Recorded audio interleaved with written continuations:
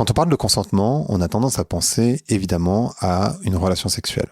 Et ça tombe bien puisque mon invité du jour, Olympe de G, que j'ai déjà reçu 2 fois sur le podcast, mais il y a très longtemps, c'était au début du podcast, est passée de réalisatrice et performeuse de porno éthique, porno féministe, à la création d'un podcast qui s'appelle Le Serment d'Augusta sur le consentement à l'hôpital. Parce qu'en réalité, quand on parle de consentement, il y a évidemment cette idée de relation sexuelle, mais finalement, il y a aussi cette idée de consentement quand on prend soin des gens. Et finalement, au centre du consentement, il y a le soin. Et le soin, il se fait plutôt à l'hôpital. Mais le soin et le consentement, ils se font pas de la même manière à l'hôpital, en fonction des corps qui sont devant nous, en fonction des genres. Et en fait, c'est précisément la conversation qu'on a avec Olympe de G, qui est une conversation qui est hyper intéressante parce que je crois qu'elle est vraiment d'actualité. Je vous laisse l'écouter. Allez, Vlan, c'est parti.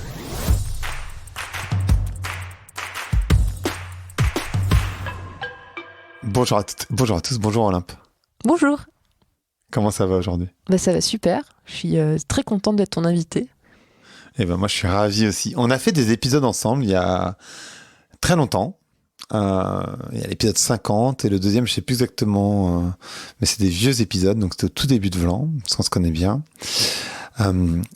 Et je pense que la première question à te poser, c'est de définir c'est quoi le porno éthique, le porno féministe, et comment on rentre dedans. Alors, tu as utilisé 2 adjectifs que j'aime bien accoler à porno. Il y en a un 3e que j'aime encore plus, qui est alternatif. Et j'aime parler de porno alternatif parce que ça montre vraiment la volonté que je peux avoir de proposer une voie alternative au porno mainstream que tout un chacun, toute une chacune va trouver sur Internet. Et quand on parle d'éthique, j'aime bien séparer, rendre les choses très claires en séparant en fait comment les films sont produits de ce qu'on montre à l'écran. Pour moi, ce sont 2 sujets de réflexion très différents.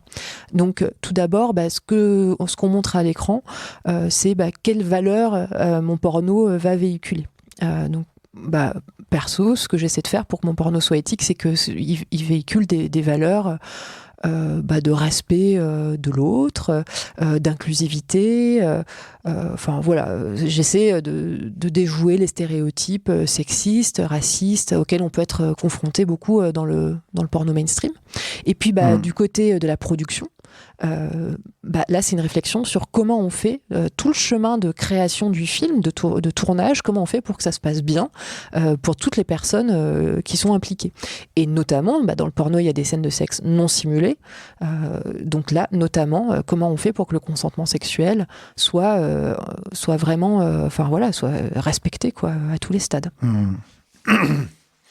Le porno, il est au cœur de la tourmente en ce moment. Et c'est intéressant de voir que les personnes qui travaillent sur ce rapport, ils mettent un peu tout dans le même sac. Oui, tout à fait.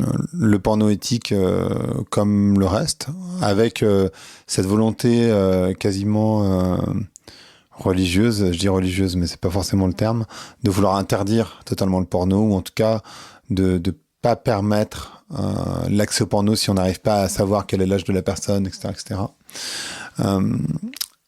Et ils font référence au porno éthique en disant finalement c'est tellement petit que c'est pas un sujet, quoi. Ouais.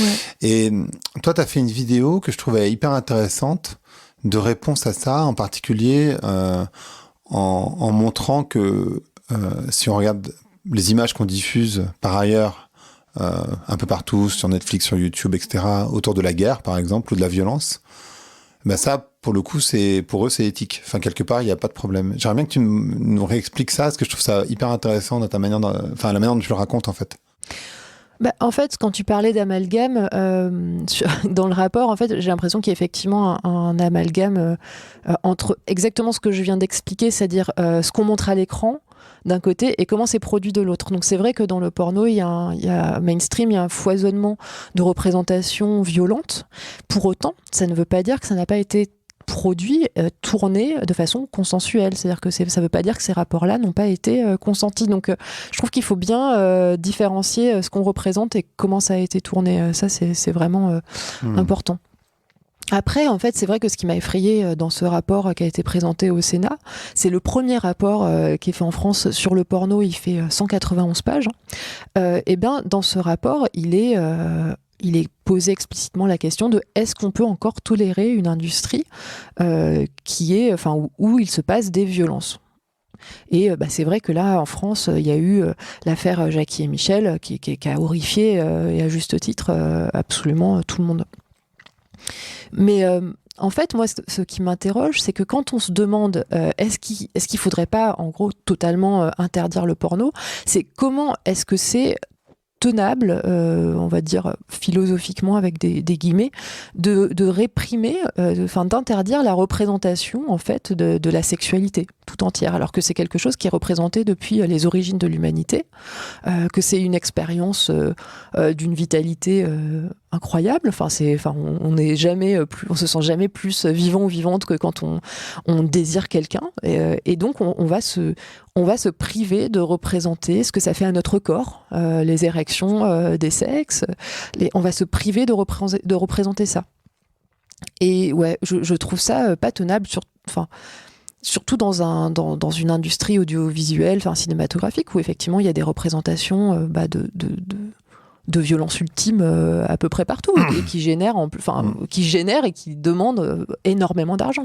Moi, il me semble, c'est un peu en plus, moi, ce qui est terrible pour moi en ce moment, ce qui est rageant, c'est que je vois tout un cercle qui s'annonce, un cercle de personnes qui s'annoncent comme étant féministes, comme étant progressistes, et qui défend plutôt que l'éducation, des mesures préventives, le fait de mieux encadrer, etc., qui défend la prohibition, la coercition.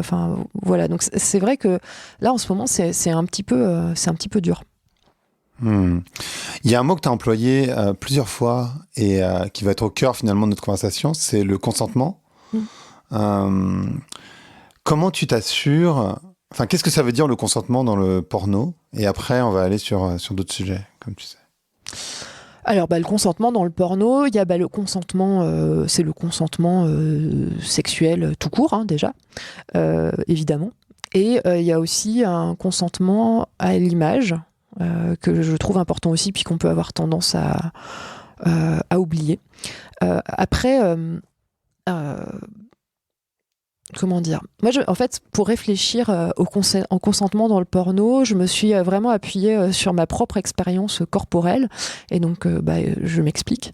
Quand j'ai commencé en fait à vouloir réaliser du porno, je me suis dit qu'il fallait aussi que je tourne pour mieux comprendre en fait ce que ça fait, pour plein de raisons, mais entre autres pour mieux comprendre ce que ça fait d'être devant la caméra et puis de recevoir des directions de jeu de la part de quelqu'un qu'on connaît pas, etc. Donc je me suis prêtée au jeu, et donc c'était avec une réalisatrice de porno éthique. Et donc je rencontre mon co-performeur en amont du tournage, chose qui se fait dans ce champ du porno éthique, mais pas forcément dans le porno mainstream. Et donc on se rencontre, et puis la réalisatrice nous pose des questions, et elle me dit et toi alors, c'est quoi tes limites, qu'est-ce que tu veux pas faire en fait? Et autant il y avait des trucs qui étaient très clairs pour moi, donc par exemple pas de rapport anal, je savais que ça me fait mal, donc ça c'est... Mais en fait, quand on m'a demandé d'aller plus loin que ça, j'étais vraiment prise au dépourvu, parce que c'est vrai que je m'étais jamais posé la question de. Donc, par exemple, je me suis retrouvée à dire des trucs genre, j'aime pas qu'on me touche les tibias, j'ai la peau sensible à ce niveau-là. Et le performeur en face de moi, c'est presque un peu foutu de ma gueule, tu vois. Et n'empêche, ça m'a vachement interrogée, parce que je me dis, en fait, j'avais quand même à l'époque plus de 30 ans. Et j'étais arrivée à cet âge-là sans me poser de questions sur mes limites sexuelles, mes limites corporelles.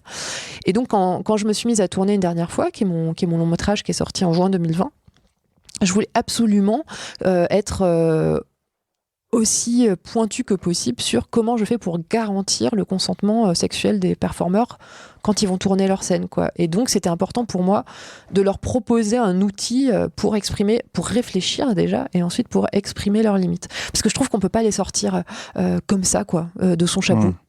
Ça demande vraiment une maturité sur ce sujet-là du consentement sexuel, et comme en fait on n'a pas, pour la plupart d'entre nous, grandi dans une culture du consentement, et on peut être hyper démuni, quoi. Donc pour moi c'est du coup un accompagnement, c'est vraiment quelque chose de dynamique et quelque chose qui va être dans la relation qu'on crée avec les gens. Enfin voilà, c'est une relation aussi. Donc en fait tu poses des questions spécifiques. Ouais, tout à fait. Donc en fait, alors il y avait 2 mesures. Je vais en parler de façon très concrète. Il y avait 2 mesures en fait pour la préparation du film. D'une part, on avait créé avec l'équipe un formulaire de consentement, donc qui peut paraître très administratif, mais ça l'était pas. C'était un truc qui faisait 10-15 pages, et il y avait par exemple ouais, c'était long, mais avec des images, enfin avec des images et tout. Donc par exemple, on avait des silhouettes de corps, et on posait la question de qu'est-ce que vous êtes d'accord pour que la caméra filme, en fait? Qu'est-ce que vous n'êtes pas d'accord? Donc par exemple, dans le cas, Brigitte Lahaie, qui était le personnage principal du film, elle avait une limite, c'est je ne veux pas qu'on filme mon sexe. Voilà, donc ça c'était clair. Et il peut y avoir d'autres performeurs avec qui j'ai déjà tourné qui ont d'autres limites, qui n'aiment pas qu'on voit leur ventre ou leurs dents, etc. Donc ça c'était la première page. Ensuite il y avait une deuxième page, donc sur qu'est-ce que je veux pas qu'on touche. Et ensuite on rentrait vraiment dans après il y avait le script. Alors ça c'est vraiment quelque chose qui est important pour moi, c'est quand on fait du porno, généralement on fait une fiction qui raconte du cul, quoi. Et donc cette fiction là, comme n'importe quelle fiction, elle doit être scriptée. Donc il y avait le script avec tous les gestes qui pour moi avaient un sens dans l'histoire, qui disaient quelque chose des personnages, donc avec tous les gestes sexuels, pour que les performeurs puissent consentir avec quelque chose de précis. Parce que si on consent juste à avoir un rapport sexuel, c'est beaucoup trop vague. Donc il fallait qu'il y ait une base extrêmement précise pour qu'il y ait un accord. Et puis après, comme les gens sont quand même pas des robots quand ils font l'amour, il y avait un questionnaire et là je m'étais inspirée des questionnaires qu'il y a dans le milieu du BDSM, avec des actions. Alors je vais donner des exemples, par exemple cracher dans la bouche ou fesser. Eh bien il y avait à chaque fois est-ce que je suis ok pour par exemple donner, c'est-à-dire cracher dans la bouche, ou pour recevoir, c'est-à-dire qu'on me crache dans la bouche, pour donner une fessée ou pour recevoir une fessée. Et donc tout ça, il y avait des dizaines de trucs, mais qui me permettaient du coup de s'interroger, quoi. Par exemple, il y a un performeur super expérimenté qui était dans le porno depuis 15 ans, qui avait tourné aux États-Unis et tout, qui s'était un peu foutu de ma gueule avec mon formulaire. Il m'avait dit bon, ça c'est quand même plus pour les débutantes, féminisées en plus, tu vois. Et au final, on a appris que lui, il n'aimait pas être en contact avec les fluides corporels de l'autre. Donc il voulait pas de salive, il voulait pas donc il fallait utiliser du lubrifiant et tout, mais donc c'était un truc qu'il nous avait pas dit spontanément. Donc voilà, qu'on soit débutante comme moi je l'étais, même si j'avais 30 ans, ou qu'on soit dans l'industrie depuis longtemps, finalement, je pense que c'est des outils qui peuvent être super intéressants. Et puis l'autre deuxième grande mesure, c'était la présence d'une coordinatrice d'intimité, donc Lélé, avec qui je travaille pour Vox, et qui était à temps plein dédiée à l'écoute et justement qui était un peu la gardienne des limites énoncées par les performeurs. Et en fait, le rôle de Lélé, c'était qu'il n'y ait pas justement cette intimidation potentielle que peuvent ressentir les performeurs. Enfin, je dis pas intimidation dans le genre quelqu'un essaie de les intimider, mais dans le sens on est sur un plateau, on va être peut-être un peu flippé de se faire mal voir ou autre, et donc on va pas forcément oser exprimer un malaise. Et bien là, il y a une personne qui a rencontré les gens en amont, qui sait à quoi ils ressemblent quand ils vont bien, et qui peut donc être vraiment dédiée à demander plein de fois est-ce que ça va, vraiment pour être sûr de capter s'il y a quelque chose qui n'est pas explicitement verbalisé, quoi. Parce que ça demande de la force quand même de dire face à toute une équipe qui est là, qui est généralement sous pression de l'emploi du temps et tout. Il y a quand même un climat, c'est vraiment sous tension un tournage généralement. Et ça demande quand même un sacré caractère de dire ouais, attendez, stop, là j'ai mal, ou stop, là je me sens pas bien, ou c'est compliqué. Donc le fait d'avoir une coordinatrice d'intimité, ça permettait d'avoir quelqu'un qui facilitait ça. Et donc quand on parle de consentement, c'est intéressant parce que toi tu sors aussi un podcast sur le consentement, mais alors dans le milieu médical, ça peut sembler un peu étrange de faire le pont. Tu vois, si je dis de but en blanc du porno médical, le consentement, les gens ils font what? Mais du coup je pense en t'écoutant on arrive à comprendre là où tu vas. Donc comment toi t'en es arrivé à te dire qu'est-ce qui se passe à l'hôpital ou dans une situation de soins? Eh ben écoute, j'étais en train de travailler justement sur cette préparation de mon film une dernière fois, de réfléchir à tout ça. Et en fait, c'est à cette époque-là que j'ai été confrontée sur les réseaux sociaux au hashtag Stop VOG, donc Stop les violences gynécologiques et obstétricales. Et en fait, là, alors moi, j'ai pas du tout été victime de ça. Je suis une femme épargnée, mais en revanche, voilà, j'ai découvert qu'il y avait énormément de femmes qui, enfin voilà, dont on n'avait tout simplement pas respecter le consentement, pas demander souvent, et puis parfois lorsqu'elle disait non, en fait arrêtez, vous me faites mal, etc., bah, ce n'était pas respecté. Et en fait, en visualisant dans ma tête les tweets que je lisais, etc., il y en avait pas mal qui se passaient en milieu hospitalier, et en fait j'en suis venue à visualiser quelque chose qui m'a semblé hyper proche d'une situation sur un plateau de porno, c'est-à-dire une femme qui va être dévêtue, qui va être au milieu d'une équipe de gens qui sont tout habillés, qui sont en position plus ou moins d'autorité. Enfin, en tout cas, ils ont le contrôle sur ce qui se passe. Ils sont dans un environnement qu'ils connaissent, alors que la personne au milieu qui est à poil, la femme, elle ne le connaît pas. Et je me suis dit, en fait, il y a quand même c'est fou, il y a quand même des similarités. Et il y avait j'ai été confrontée aussi sur les réseaux sociaux aux défenses en fait des gynécologues et de leur corporation, etc., qui disaient mais on peut pas parler de violence, on est là, on fait ça parce qu'on veut faire du bien aux femmes, enfin tout ça dans un truc très paternaliste, au lieu de s'arrêter 2 secondes, de souffler et de se dire réfléchissons à pourquoi est-ce qu'elles ressentent des violences, qu'est-ce qu'on peut faire pour changer ça. Et donc je me suis dit en fait il y a besoin apparemment aussi d'une réflexion sur le consentement dans ce milieu médical. Et je trouve qu'en fait, en commençant à m'intéresser à ça, je me suis mise à lire Martin Winkler, Baptiste Beaulieu, je me suis mise à lire les médecins qui défendent vraiment des relations horizontales entre soignants et soignés, pas un truc de position d'autorité qui peut être coercitive en fait, et violente du coup. Et je me suis rendu compte que, en fait, depuis MeToo, il y avait un rapport au corps, en tout cas chez les femmes, qui s'était exprimé, qu'on avait évolué là-dessus et qu'il était devenu vraiment insupportable, qu'on ne garde pas le contrôle sur notre corps, en fait, mais dans quelque contexte que ce soit, y compris un contexte médical. Et que donc, apparemment, ça pouvait être intéressant de rentrer dans un dialogue, moi en tant que patiente, en tant que personne qui a été soignée, en tant que citoyenne, tout simplement, en tant que personne qui réfléchit au consentement, de rentrer dans un dialogue avec les personnes qui sont en contact avec le corps des autres, c'est-à-dire avec les soignants, sur comment on peut faire en sorte que la relation de soins, elle se passe bien. Comment on demande le consentement, comment on s'assure, au-delà de ce qui est verbalisé, que le consentement est toujours là, en regardant la gestuelle des gens. Quelles sont les bonnes questions à poser? Qu'est-ce qu'on fait quand la personne nous dit non? C'est toutes ces questions-là que je me suis posée. Et donc, ça a donné lieu à un podcast qui s'appelle Le Serment d'Augusta. Et en fait, c'est marrant parce que quand tu dis ça, moi, il y a 2 choses qui viennent naturellement. La première, c'est de me dire, ces personnes, les médecins, les soignants, sont sous pression. Et c'est déjà pas mal. Leur taf, il est incroyable. Et de se dire qu'en plus, on leur reproche de pas prendre bien soin des personnes, c'est un peu pousser mémé dans les orties, quoi, si je prends l'expression. D'un autre côté, ils sont sous pression parce que pas assez de personnel, parce que voilà. Et puis, je crois que de manière, on va dire, systémique, ou en tout cas le système, la manière dont est organisé l'hôpital, est aussi, je pense, problématique. Et puis, par ailleurs, ils sont pas formés non plus pour le faire. Et d'un autre côté, je me dis, c'est vrai que cette machine qu'est l'hôpital, alors je parle pas forcément des cliniques privées, etc., mais ça brode l'humain, quelque part. J'ai l'impression que ça brode l'humain. Ça brode l'humain, les soignants, c'est-à-dire parce qu'en fait, la machine est faite de telle manière qu'en fait, ils prennent les personnes un peu comme des morceaux de viande, quoi, entre guillemets. J'exagère un petit peu, mais c'est pas loin d'être ça pour plein de cas. Et bien sûr qu'il y a plein d'exceptions, etc. Mais on se retrouve dans une situation un peu malgré eux, quelque part, mais qui, voilà. Et de l'autre côté, les soignants, ils sont aussi un peu broyés parce qu'en fait, ils ont le temps de rien, finalement.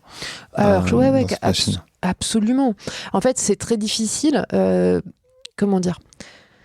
En fait, c'est un phénomène qui est très analysé. En fait, le système est devenu maltraitant Et donc, les soignants s'insensibilisent et deviennent eux-mêmes maltraitants.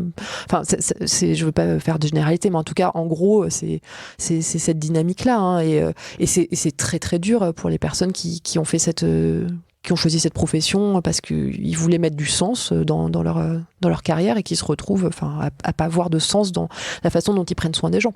Après, en fait, la réflexion moi, que j'ai envie de proposer, c'est sur cette culture du consentement dont je parlais un petit peu plus tôt et dans laquelle personne n'a grandi, y compris même dans les études de médecine en fait, ou les études de sage-femme ou autres. En fait, le consentement, on l'aborde d'un point de vue légal. Donc oui, il y a la loi Kouchner qui fait que tout patient on va devoir lui demander son consentement libre et éclairé. Mais pour autant, il n'y a pas,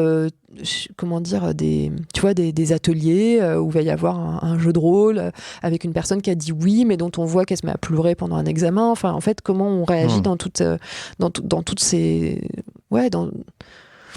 dans toutes ces situations-là, quoi. Il y a des situations qui sont en fait objectivement dégradantes, etc. Et puis il y a toutes les situations de zone grise où en fait on pourrait juste faire mieux avec un petit peu plus de connaissances, quoi. Donc je pense que l'idée de ce podcast, c'est juste de proposer un espace pour commencer à s'imprégner, à se poser des questions, et puis peut-être à s'imprégner un peu de ce que ça peut être, de s'assurer du consentement de quelqu'un au-delà de l'aspect légal qu'on apprend pendant les études, quoi. Est-ce que tu dirais qu'il y a un respect différencié en fonction des corps des personnes? Est-ce que quand on est blanc, quand on est fit ou quand on... Enfin, je sais pas. Est-ce que ça fait une vraie différence ou est-ce que c'est la même machine à broyer, entre guillemets, pour tout le monde? Non, il y a clairement des discriminations. Il y a clairement des discriminations dans la façon dont les gens sont traités. D'ailleurs, le premier épisode du podcast parle de la grossophobie, en fait, qui est un biais très courant dans la population générale, mais donc également chez les soignants, qui fait que, en fait, il y a des pertes de chance terribles pour les patients et les patientes qui sont en situation d'obésité, parce que les médecins vont avoir tendance à se dire à chaque fois que les gens viennent avec une douleur, un problème de santé, de se dire ok, c'est à cause de l'IMC, c'est à cause de leur poids, et de les renvoyer. C'est un peu leur faute. Ouais, voilà, c'est de leur faute, il y a une culpabilisation. Mais bien sûr que oui, il y a un corps standard en médecine qui est le corps blanc, jeune. Là-dessus, on pourrait en parler des heures. Mais en fait, j'ai juste envie de citer une gynécologue que j'aime bien, juste pour reprendre ce que tu disais un petit peu avant, qui s'appelle Laura Berlingot. Et tu parlais du fait que les soignants avaient le temps de rien faire, etc. Et que du coup, c'était un peu compliqué de dire, en plus, vous prenez pas vraiment bien soin des gens, etc. Mais Laura Berlingot, qui est gynécologue obstétricienne, qui a travaillé longtemps à la Pitié-Salpêtrière, disait, mais en fait, ça prend pas plus de temps de dire, je vais faire ça, que de dire, est-ce que je peux faire ça? Ça prend exactement le... Et en fait, ça prend le même nombre de secondes. Et en fait, si la relation qui est tissée avec la patiente, c'est une relation de confiance, ça change tout, quoi. Est-ce qu'il y a on a parlé des différentes typologies de corps. Est-ce qu'il y a des différences par rapport au genre? Est-ce que quand tu es un homme, c'est différent que quand tu es une femme? Ouais, ou quand tu es transgenre, alors après... Oui.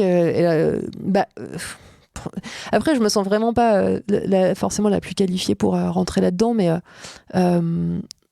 oui, absolument. En fait, quand on regarde les scandales sanitaires de ces dernières années, ils affectent principalement des femmes.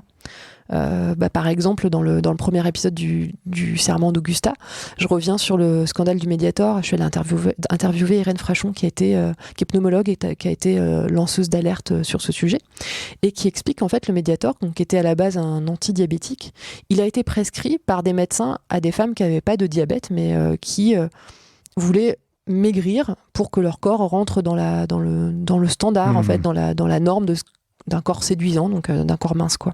Et donc, en fait, il y avait certaines de ces patientes qui se retrouvaient avec de graves problèmes cardiaques, et quand elles retournaient voir le médecin en disant mais par contre je suis essoufflée tout le temps, etc., on les renvoyait de nouveau à leur poids. Donc ce qui fait que au lieu de chercher est-ce qu'il y a un souci depuis qu'elles prennent le Mediator, les soignants sont complètement passés à côté du fait qu'elles avaient une affection cardiaque grave, quoi.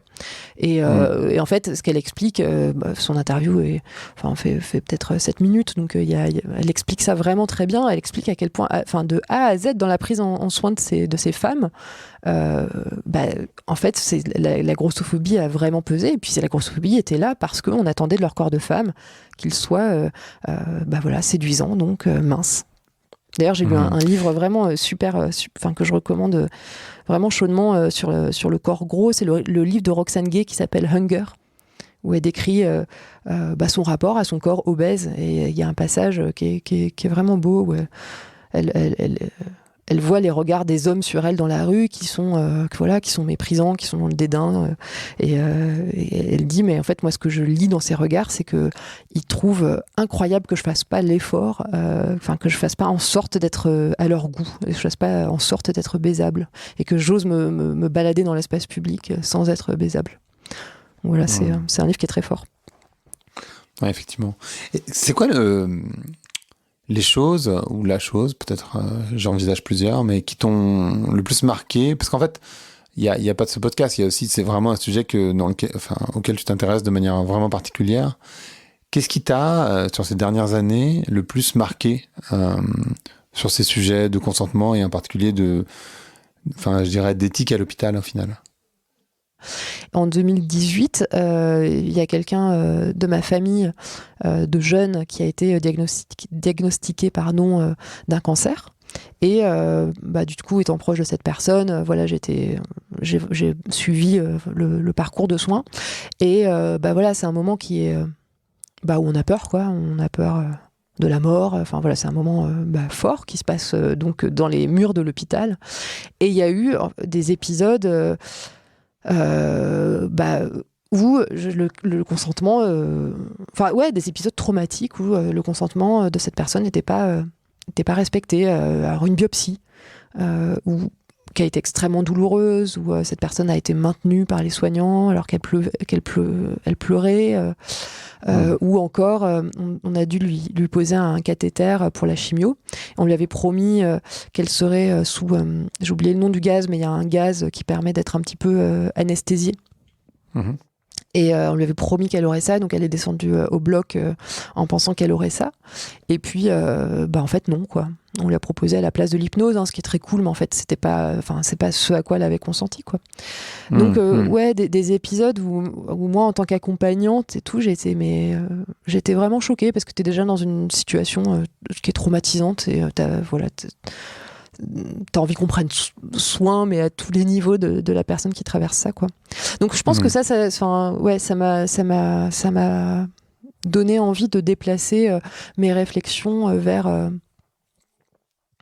le champ médical. Je me suis dit que en fait, le consentement, ça avait lieu dans l'intimité. On parle beaucoup de l'intime, mais il y a d'autres endroits, en fait, dans notre vie où le consentement est crucial, et où on peut être exposé à des traumas terribles. Et c'est là que les témoignages des VEG m'ont aussi, sur les violences obstétricales et gynécologiques, m'ont aussi vraiment marqué, quoi. Parce que en fait, les femmes qui ont vécu ça parlent de traumas sexuels. Enfin, ce sont des traumas sexuels. Elles ont des symptômes post-traumatiques qui sont les mêmes qu'après une agression sexuelle, un viol pour certaines d'entre elles. Et c'est vrai que je n'avais pas réfléchi à ça. Et puis en plus, je me suis dit, ce qui est hyper intéressant, c'est sur cette réflexion sur les violences, j'ai l'impression que jusqu'à il y a quelques années, dans le grand public, on était très sur une réflexion, et d'ailleurs c'est quelque chose qui est dans le droit, il me semble également, sur en fait l'élément moral d'un crime, c'est-à-dire l'intentionnalité. Où en fait, si la personne a une intention malveillante, d'accord, là, on peut parler de violence, c'est justifié. Et ça, c'est un truc qu'on a déconstruit ces dernières années, et je trouve ça intéressant, et notamment dans le milieu médical, parce qu'on est quand même face, dans une grande majorité du temps, à des gens qui veulent être bienveillants, qui veulent bien faire, mais qui se retrouvent à commettre des violences. Et en fait, c'est pas un paradoxe, mais ce fait-là, je trouve qu'il est vraiment intéressant pour la réflexion sur les violences faites aux femmes. Mais je pense qu'il y a plein de gens qui vont pouvoir se lier à ce que tu racontes, parce on est tous plus ou moins passés par des expériences. En fait, c'est très ambigu la relation hôpital, parce que d'un côté, on est extrêmement reconnaissante, parce que ça sauve des vies, et on est très reconnaissante des soignants. D'un autre côté, on est aussi très fier de l'hôpital français, parce que il est gratuit plus ou moins, mais enfin, il est quand même très peu cher, etc. Et de l'autre côté, il y a des traumas, en fait, et on n'ose pas vraiment en parler. Donc moi, je trouve ça hyper intéressant justement d'aborder le point. Enfin, tu vois, ça me semble crucial. Bah ouais, en fait, ce qu'il faut garder en tête, c'est que c'est un endroit. Quand on se trouve dans cet endroit, on est souvent dans des périodes de très grande vulnérabilité, parce que on accompagne quelqu'un qu'on aime et qui va pas bien, ou même en fait quand on n'est pas dans la pathologie qu'on a besoin de faire soigner. En fait, c'est des moments vraiment cruciaux. Je pense à l'accompagnement pour des démarches autour de la fertilité. En fait, c'est des moments où on est vraiment vulnérable. Et pour être complètement honnête et sincère, en fait, j'ai vraiment aucune envie de jeter la pierre aux équipes soignantes. Alors pour expliquer aussi, c'est vrai que ça c'est un truc que j'ai oublié de dire un peu plus tôt. En fait, sur pourquoi je me suis rapprochée du monde médical, en fait, j'ai souhaité, moi, me tourner vers le milieu médical de façon professionnelle. J'ai commencé des études en première année infirmière à Saint-Brieuc l'année dernière, par exemple, que j'ai abandonné parce que, c'est une autre histoire, mais parce que d'une part parce que je me suis rendu compte que les soignants étaient globalement en grande souffrance, que je sortais moi-même d'un burn-out à 39 ans, et que je me suis dit il y a un moment de ta vie où il va falloir aussi prendre soin de toi, et d'autre part parce que le système d'apprentissage était extrêmement infantilisant, paternaliste, beaucoup de choses qui étaient vraiment, même sur une durée de 3 ans d'études, qui me semblaient vraiment pas... j'avais pas envie d'être dans cette ambiance-là, quoi. Mais donc je dis ça, en fait, moins pour raconter ma vie que pour dire j'ai vraiment la plus sincère admiration pour les soignants et les soignantes. Juste en plus, peut-être ça sera plus intéressant que ce truc qui pourrait passer un petit peu pour, je sais pas, du sirop, mais qui est sincère. Attends, putain, qu'est-ce que je voulais dire ? Ouais. En plus, en abordant ces sujets autour du corps dans le contexte médical, du corps dans le contexte hospitalier, en fait, c'est un peu comme quand je parle de consentement sexuel dans les rapports intimes. J'ai l'impression que... en tout cas, moi, c'est une conviction qui est personnelle, et c'est que l'éducation au consentement, elle se fait aussi quand on est du côté des personnes victimisées. C'est-à-dire que moi, je me suis... comme je l'ai exprimé un petit peu plus tôt, je me suis sentie jusqu'à très tard, et je me sens encore pleine de lacunes sur l'expression de mon consentement. Je ne sais, j'ai du mal à dire stop, j'ai du mal à dire non. J'ai pas grandi comme ça. Et donc en fait, quand j'écoute des choses sur des contenus sur voici comment par exemple une situation sexuelle devrait se passer, voici ce qui serait normal, voici ce qui serait sain, et ça m'aide en fait à construire en moi ces certitudes sur ok, là quand mon corps me dit que c'est pas ok, c'est que c'est pas ok, et ça va peut-être m'aider à m'exprimer plus vite, mieux, plus fermement la prochaine fois, quoi. Et ça, je trouve que dans cette culture du consentement, on s'adresse certes aux personnes qui commettent des agressions, mais aussi aux personnes qui vont être agressées, pour qu'elles puissent se défendre, sortir de la sidération, être armées, avoir quasiment des réflexes, quoi. Et là, il ne s'agit pas du tout de renverser la charge, quoi, et de la responsabilité. Mais en tout cas, pour moi, c'est quelque chose qui est important et qui m'a aidée. Et pareil, pour le milieu médical et hospitalier, je trouve que c'est vachement important qu'on puisse se dire, étant donné qu'on est tellement impressionné et tellement admiratif, comme moi-même je le suis, vis-à-vis des médecins, des chirurgiens, etc., qu'on puisse se dire, en fait, là, ce qui est en train de se passer, ce n'est pas normal, ce n'est pas le rôle de ce soignant, de cette soignante. Une de leurs devises, c'est tout d'abord ne pas nuire. En fait, là, on est en train de me nuire, donc j'ai aussi le droit de dire stop. Peut-être que cette personne est experte dans son champ médical, moi je suis experte de mon corps et de ce qui me fait du bien, me fait du mal. Là, je ressens une effraction, donc stop, quoi. Et voilà. Il y a un truc que je trouve intéressant dans la conversation qu'on n'a pas vraiment exprimé, mais qui, moi, en tout cas, c'est comme ça que ça résonne chez moi, donc après, c'est tout relatif, mais J'ai l'association que et nous, vu notre âge, on va dire, on a grandi dans cette culture où le corps, c'était pas central. On était vraiment beaucoup plus sur l'intellect. Et là, en fait, c'est comme si... Alors, je sais pas si c'est l'âge qui fait ça, j'en sais rien. Ça se trouve, c'était vrai il y a 20 ans, et c'est sauf que j'étais trop jeune. Mais j'ai l'impression qu'on reconnecte avec nos corps. Tu vois, je pense à ce bouquin sur le corps des femmes. J'ai oublié le nom de l'autrice. Camille Froide-Vaumétry, peut-être, voilà, la merci. philosophe. Exactement, Camille. Que j'ai toujours pas reçu d'ailleurs. Ça fait des années que je me dis qu'il faut que je la reçoive et je l'ai pas fait. Et j'ai l'impression qu'on reconnecte avec nos corps. Je sais pas ce que t'en penses. Il y a vraiment cette logique. Avant, il y avait vraiment le corps machine. Et maintenant, on est beaucoup plus... Enfin, je sais pas si maintenant on est beaucoup plus... Ou on évolue dans une bulle qui fait que, mais j'ai l'impression qu'il y a une reconnexion au corps. Ouais, mais je suis complètement d'accord. Et si tu viens de me faire un bond en arrière de dingue, quoi. Moi, j'étais bonne élève. Désolé. Non, mais un bond, je veux dire, excuse-moi, c'était mal formulé, un bond dans le temps de dingue.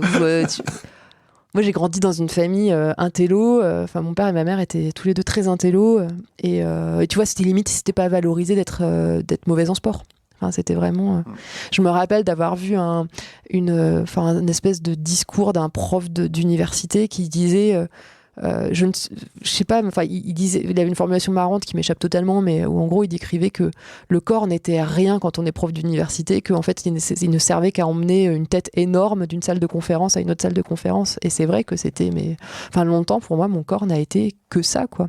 Et du coup, il y avait un manque d'éducation à la connaissance de mon corps qui était total, quoi. Et je trouve ça génial que là le corps soit au centre de nos préoccupations, qu'on apprenne à s'écouter, qu'on se prenne conscience du fait que ce sont des sujets politiques. Alors là, moi j'ai ma perspective de femme féministe, donc je vais plutôt parler de ça, mais que... Ouais. C'est drôle ce que j'allais dire, mais c'est vrai que tu parles beaucoup des femmes et quid des hommes. Ben non, mais parce que en fait, je parle de ce que je connais. Je préfère parler de ce que je connais, en fait, tout simplement. Mais je suis... tu vois, pour en revenir au porno avec lequel on a commencé cet entretien, moi, je suis convaincue que le porno féministe, le porno éthique, il est hyper crucial pour changer les représentations de la sexualité, que ce soit chez les femmes à qui je m'adresse en premier lieu parce que je connais leurs problématiques dans ma chair, en fait. Moi, j'ai envie que les femmes n'aient pas honte de leur corps, j'ai envie qu'elles voient des pratiques qui ressemblent à ce qu'elles se font et ce qui leur font du bien, quoi. Mais je suis convaincue que c'est crucial aussi pour les hommes et qu'ils ont des anxiétés de performance de malades à cause du porno, que c'est crucial qu'ils puissent se construire avec une représentation plus saine de ce que c'est que la masculinité, en fait. Et puis alors sans parler du milieu hospitalier où bien sûr là je parle des violences obstétricales et gynécologiques encore une fois parce que moi mon focus et mon expertise entre guillemets mes points d'intérêt ils sont proches du sexe des femmes, voilà, mais donc je parle de ce que je connais, mais évidemment là on parle des corps de tout le monde, mais je suis obligée de dire c'est pas du tout pour remettre la conversation uniquement sur les femmes, c'est que vraiment juste je veux bien expliquer que c'est ce que je connais, quoi, et que je parle avant tout de ça. Non, mais c'est très clair, très clair. Dans la réalisation du podcast, qu'est-ce que tu as appris ou qu'est-ce qui t'a le plus marqué finalement quand tu as fait ce podcast, parce que tu avais des ambitions à l'origine, mais du coup et la manière dont il est fait en plus, t'as été chercher énormément d'informations, tu t'es beaucoup cultivé, et puis t'as rencontré beaucoup de monde, t'es allé sur le terrain, etc. Qu'est-ce qui t'a le plus marqué, le plus choqué, ou les choses, peut-être c'est pas une seule chose?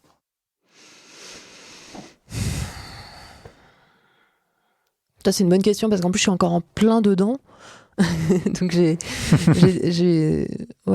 un peu du mal à répondre à cette question. En tout cas, clairement, le travail dont je suis le plus fière, c'est l'épisode sur le consentement, parce que tout le podcast n'est pas sur le consentement. Il y a un épisode. En fait, je crois, ce qui me marque le plus, c'est comment dire, c'est de confirmer l'intérêt que j'avais qui m'a poussé à commencer des études infirmières. C'est de confirmer en fait l'envie que j'ai et le besoin que j'ai d'apprendre sur mon corps. Et là, on rejoint, tu vois, ce que tu disais en fait sur le fait que le corps soit central maintenant. En fait, je suis ravie de tout ce que j'ai pu apprendre sur le fonctionnement de nos corps, quoi. Ça me passionne. C'était vraiment une connaissance que j'avais besoin d'acquérir. J'ai été aussi vraiment marquée par le fait qu'il y ait des gens géniaux. Enfin, chez les soignants, j'ai rencontré des gens, mais qui sont... Enfin, je sais pas, t'as envie qu'ils deviennent tous tes meilleurs amis, quoi. Mais non, mais parce que c'est des gens qui sont à la fois brillants, qui travaillent comme des fous, qui essayent de faire le mieux possible pour les autres. Enfin, c'est tout en se tenant à la pointe de la science, tout en lisant des bouquins sur MeToo pour certains d'entre eux. Enfin, t'es là, mais en fait, tout en ayant une vie de famille, tout en... Il y a un côté... il peut y avoir un côté assez impressionnant. Hein. Moi, je suis toujours quand même dans l'admiration face à ces gens. Et donc une certaine jubilation de pouvoir m'approcher de tous ces sujets passionnants qui sont à la fois sur le corps et à la fois complètement sociétaux et à la fois intimes, émotionnels et à la fois à la croisée des connaissances les plus pointues. Je trouve que c'est un sujet vraiment passionnant. Et qui est dédié, je ne sais pas s'il est dédié au personnel de soins ou s'il est dédié au Kidam, on va dire, mais la question que je me pose, c'est tu considéreras que c'est un succès si... Ah oui, pardon, il faut que je... Oui, pardon, c'est une question. Je crois que tu réfléchissais. Non, pas du tout, c'est ma question. Alors déjà, pour répondre à la première partie de ta question, en fait, c'était tout le challenge de l'écriture de ces épisodes, c'était qu'on s'adresse à la fois à toi, moi, enfin n'importe qui. Hein, c'est un podcast qui va sortir sur Binge Audio, qui est pour le grand public, et aussi aux étudiants et étudiantes de santé, parce que il va sortir, ça va être une UE à la Sorbonne, donc il va y avoir, c'est un contenu pédagogique, quoi. Mais ça relève vraiment de cette conviction que c'est des thématiques où les patients, patientes et puis les soignants, soignantes ont besoin de s'éduquer ensemble pour avoir des conversations ensemble lors des consultations. Et pour moi, ce sera un succès en fait si ça aide des personnes qui vont en consultation à poser des questions plus acérées parce qu'elles auront développé une certaine culture de rapport à leur corps dans le milieu médical, et si y a des soignantes qui n'avaient pas le temps ou qui n'avaient pas eu l'occasion de réfléchir aux thématiques par exemple de la grossophobie, des biais, des discriminations.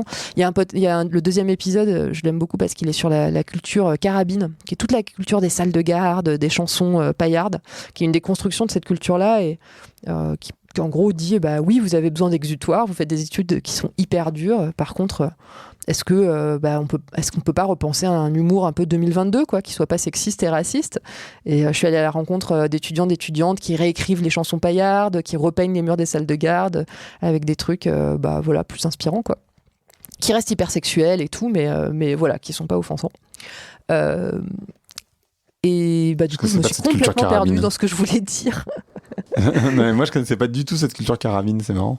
Mais les salles de garde, tu sais, avec les fresques, les orgies. Non, je sais pas. Ah ouais, pardon. Non, mais en fait, alors ça doit être un truc de féministe parce qu'il y a des scandales régulièrement avec. Il y a une fresque à Toulouse qui a été vachement décriée parce que on y voyait. Alors je sais plus ce qu'on y voyait, mais enfin quelque chose. Je pense qu'il devait s'apparenter à un viol ou quelque chose de dégradant, quoi. Donc il y a vraiment une culture très hyper sexualisée, avec des blagues.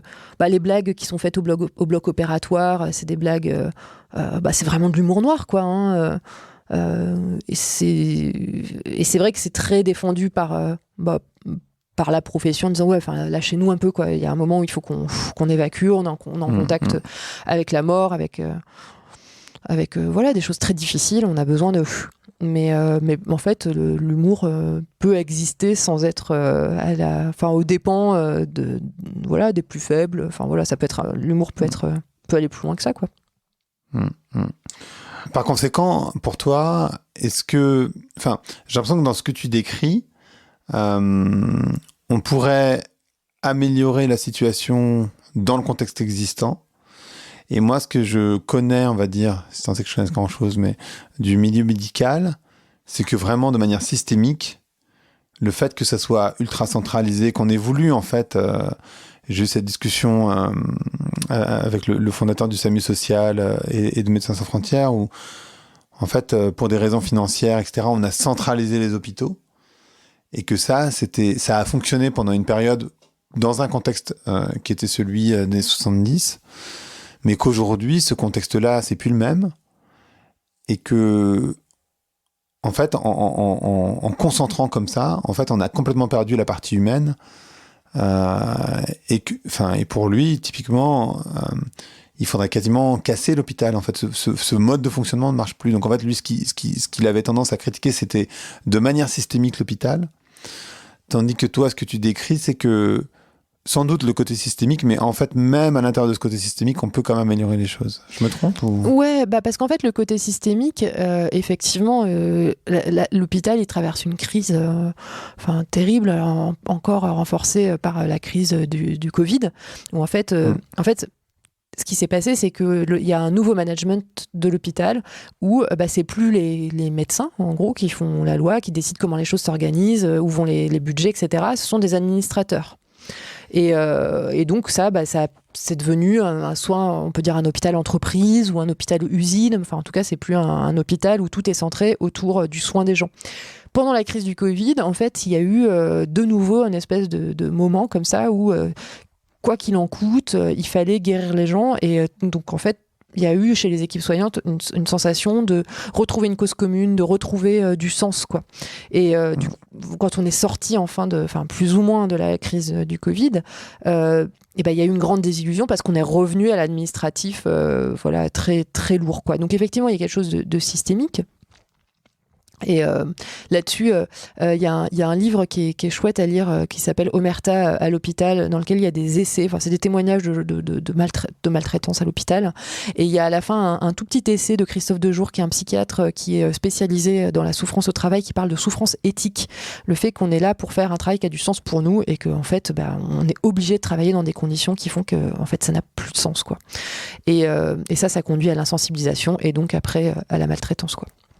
Donc ça, c'est vraiment... voilà. Après, est-ce que je vais réussir à changer le système ? Non. Est-ce que les gens qui travaillent à l'hôpital vont réussir à changer le système ? Absolument. Enfin, peut-être, mais enfin bon, c'est compliqué, quoi. Donc moi, j'essaie plutôt de parler, en fait, du fait qu'on est tous humains et que on a grandi avec un certain nombre de conceptions qu'on peut faire évoluer pour que les rapports humains aillent mieux. Donc par exemple sur les biais, on a tous des biais, on a tous des stéréotypes. C'est d'ailleurs les stéréotypes sont des choses qui nous permettent de raisonner rapidement. Donc ça va avoir des résultats positif, par exemple, pour quelqu'un qui travaille en contexte d'urgence et tout, avoir des stéréotypes, avoir des cases, ça va permettre peut-être de faire des diagnostics souvent justes et rapides.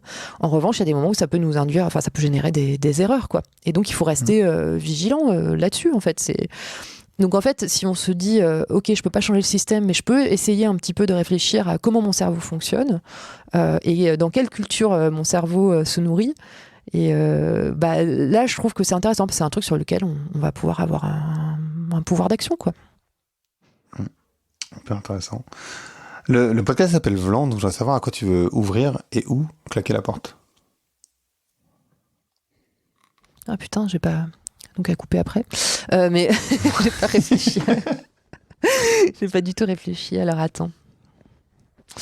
Eh ben écoute, je voudrais claquer la porte. Alors ça va être hyper perso, mais j'aimerais claquer la porte au fait de... À mon voisin.